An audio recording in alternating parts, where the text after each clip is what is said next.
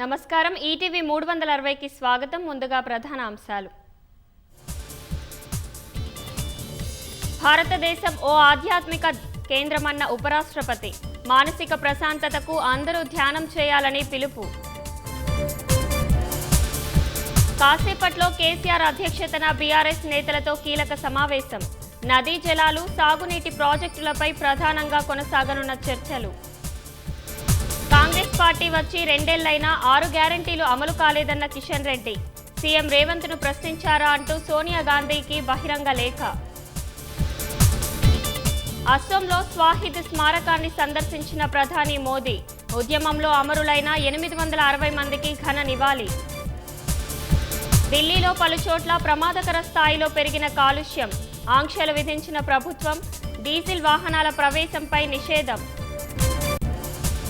జమ్మూ కశ్మీర్, లదాఖ్లలో కనువిందు చేస్తున్న హిమపాతం. మంచు వర్షంతో ఆహ్లాదకరంగా మారిపోయిన లేహ్.